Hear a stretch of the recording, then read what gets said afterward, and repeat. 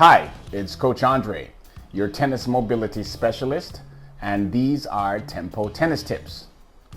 After my video yesterday on leg power, I received a number of requests to follow up, so I shall. The legs are the largest and strongest muscles in the body. However, tennis players are not utilizing them to their capacity. Let's take a look.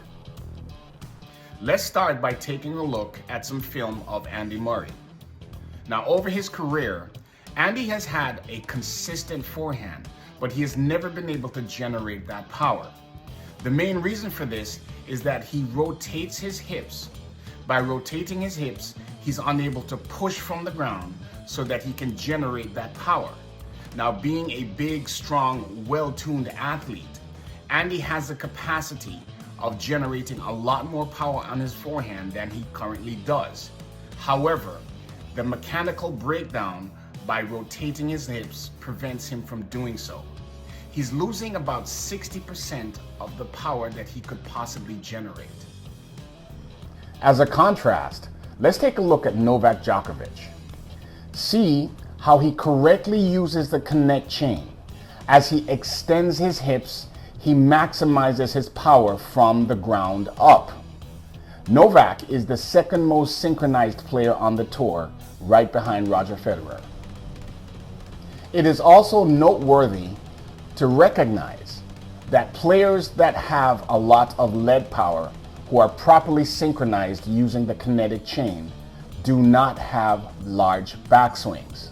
Again, using Novak and Roger Federer as examples, see how short their backswing is and see how they're synchronized with their push from the ground. Now, the textbook example of use of legs and the kinetic chain incorporated in their shots is Roger Federer. In the video, see how he loads and he pushes, and his push synchronizes with the contact of the ball. This is how, at his height, with his build, he's able to generate that type of power.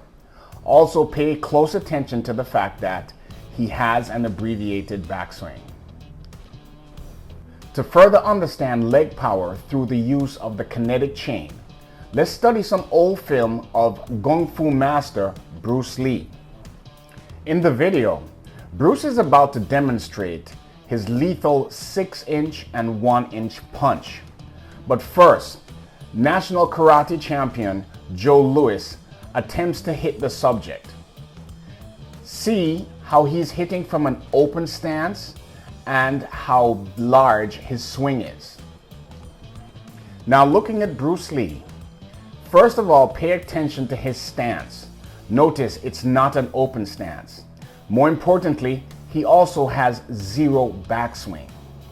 Now, also pay attention to the fact that he is extending his hips.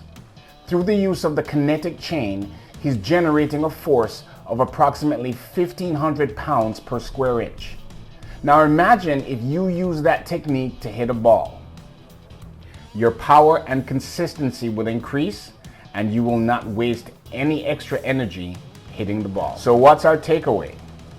The current industry standards for footwork and biomechanics in tennis is not in keeping with science. Technically, it is robbing you from what your true potential is. If you learn how to synchronize with the ball, if you learn the proper mechanics of using the kinetic chain and putting your entire body into the shot instead of an arm or a wrist, you will become a much better player.